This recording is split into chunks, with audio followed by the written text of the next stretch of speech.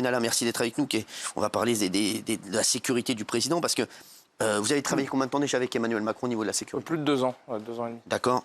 Vos missions auprès du président, c'était quoi? C'était L'organisation des déplacements, l'organisation de la sécurité. Donc là, par exemple, voilà, c'était vous qui avez organisé le Salon de l'Agriculture? Alors, Salon de l'Agriculture, j'en ai fait 6, 3 avec Ouais. Martine Aubry, 2 avec François Hollande, enfin 1 avec François Hollande et 2 avec Emmanuel Macron.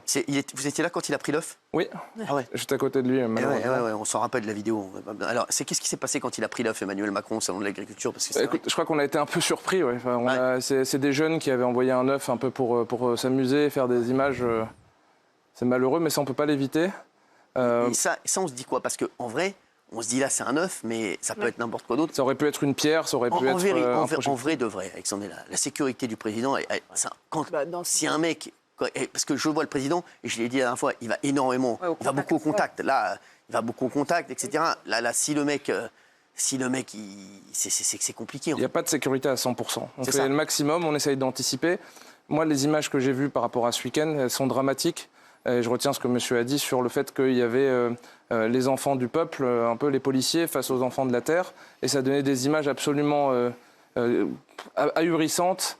Et ce que je déplore, c'est sans doute un manque d'anticipation, parce que c'est la première fois en 6 salons de l'agriculture que je vois des policiers casqués, avec des boucliers à l'intérieur du hall, et sans possibilité de faire autre chose qu'une mêlée de rugby, quoi. C'est à quoi on a assisté. Vous pensez que c'était pas anticipé, ça?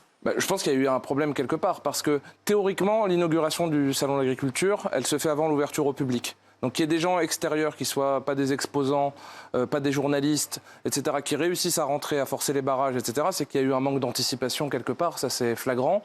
Et qu'on se retrouve dans des situations avec la CRS 8, qui a été quand même créée pour aller au pire des violences urbaines qu'on peut rencontrer dans notre pays, face à des agriculteurs, ça donne une image assez déplorable, catastrophique. Et il y a une erreur quelque part, je ne sais pas où, en tout cas ça m'interroge de savoir comment on en arrive à des situations comme ça. Comment 400 à 500 personnes, alors qu'il y a 6 compagnies ou 7 compagnies de CRS autour, réussissent à rentrer et avec des images d'affrontements absolument... d'affrontement, c'était plus de l'ordre de la mêlée de rugby, même s'il y a eu... Pas de l'affrontement. Non. C'était plutôt du rugby. Du rugby, avec une mêlée gagnée. Il n'y avait pas de volonté de haine, ni de notre part, ni de la leur, d'ailleurs. Hein, après, il y a quand même eu 8 blessés chez les policiers, dont 2 assez sérieusement. Il y aurait pu y avoir pire, parce qu'il y avait des exposants, il y avait des enfants d'exposants, des animaux. Bon, je trouve que Combien il faut d'agents pour aller dans ce type d'événement? Théoriquement, les compagnies de CRS, c'est pas ce qui me choque. Sur une visite présidentielle ou une visite d'État, il y a toujours un certain nombre de compagnies de CRS. Là, il y en a 2 qui sont arrivées en renfort, visiblement, en milieu de matinée. Gendarmes mobiles, après. Exactement, quand ils ont compris que la situation échappait un peu au contrôle. Théoriquement, 3 jours avant, il y a un déplacement du chef de cabinet du président, du responsable de la sécurité du président, d'un responsable de la préfecture de police. Et ils font le tour sous tous les angles du trajet du président, de l'arrivée du président, des plans de sécurisation autour du hall. Et ensuite, on met un certain nombre de couches. Donc, généralement, les gens qu'on voit casquer, les CRS, les gendarmes et les compagnies d'intervention, ils sont à l'extérieur. Ils sécurisent les accès. Et à l'intérieur, il y a 3 cercles autour du président de la République. Du plus large, on a ce qu'on appelle les compagnies d'intervention qui sont en civil et qui sont là pour gérer un peu la foule. Il y a en deuxième cercle le GIP, le groupe d'intervention et de protection, qui est un service de la préfecture de police qui gère tous les voyages officiels des ministres et du président. C'est Bruno Pomar, oui. Et ensuite, il y a le GSPR. C'est les gens du GSPR. Okay. Exactement, qui sont au premier cercle. Oui. Et là, on a assisté, c'est la première fois que je voyais un 4e cercle avec des boucliers, des casques à l'intérieur du salon. Est-ce que le président était en danger pour vous ce week-end? Non, il n'y a pas de... C'est pas une question de danger, c'est une question que c'est difficile d'aller au contact avec une foule qui est difficilement maîtrisable. On est dans un endroit confiné, donc il y a l'impossibilité pour les forces de l'ordre, et heureusement d'ailleurs, parce que ça aurait donné des images encore plus déplorables, d'utiliser du gaz lacrymogène ou la force, parce qu'on est dans un endroit confiné avec des allées assez serrées. Donc il n'y avait pas de danger particulier dès lors qu'il était en sécurité. Vous l'auriez ramené à l'Élysée, vous auriez continué? Non, il ne peut pas ne pas ouvrir le salon et ne pas déambuler. C'est le président de la République, on est en France. Il est resté 12 heures. C'est un salon. Je peux vous poser une question? Bien sûr, allez-y, Pierre-Guillaume. Parce que j'entends ce que vous dites, hein, qu'il est à venir en tant que président, ok. Mais l'après-midi, c'était une mascarade. Hein. Le hall 4, c'était un village Potemkin. Hein. C'est-à-dire qu'il y avait des gens qui ont été pris, en fait, ils ne pouvaient plus sortir, les exposants, techniquement, de ces stands. Il y avait zéro public. Enfin, moi, j'y étais tout le long, je peux vous le dire. Il y avait 0 public et on avait un quadruple cordon de CRS et de gendarmes mobiles. Voilà, ça n'avait aucun sens. Enfin, c'est une opération de communication désastreuse à des millions d'euros. Enfin, qu'il vienne, d'accord. Enfin, de toute façon, je vais pas être d'accord ou pas, c'est le président. Mais vous l'auriez eu devant lui, vous auriez dit quoi au président? Vous auriez dit quoi au président? Tiens. Ben moi, qu'est-ce que je lui aurais dit?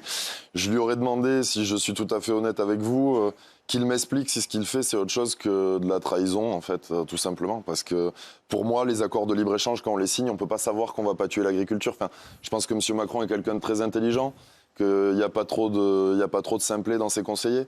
Donc ils savent très bien ce qu'ils font.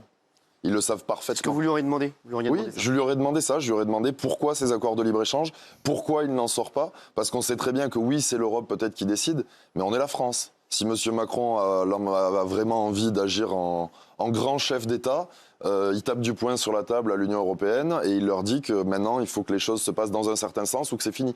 Et pour information, c'est quand même le cas chez tous nos pays, tous nos voisins frontaliers. Il y a les mêmes problèmes partout. Je ne sais pas si vous avez vu la Belgique aujourd'hui, mais c'était quelque chose. Hein. Ah oui, c'est normal. Est-ce que vous diriez, pour vous, ça a été bien géré? On peut difficilement dire que ça a été bien géré. En tout cas, le président est parti au contact. Après, s'il y avait du public, pas de public, moi, j'étais pas là. Mais d'après ce que vous dites, il est resté sur place. Il était dans son rôle d'inauguration. Il a essayé de dialoguer. Malheureusement, il y a des gens qui n'étaient pas là pour ça.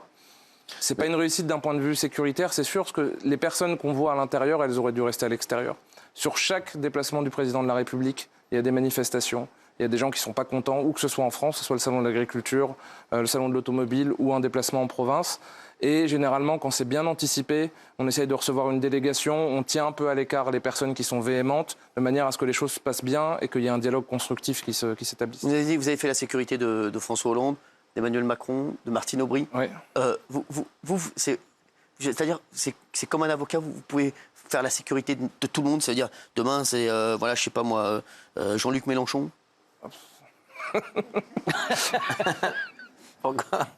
Joker. Vraiment Joker? Non, c'est-à-dire, pas sûr que vous le... Non, je pense qu'il faut quand même avoir un minimum de respect pour la personne. C'est ça. Ah oui, d'accord.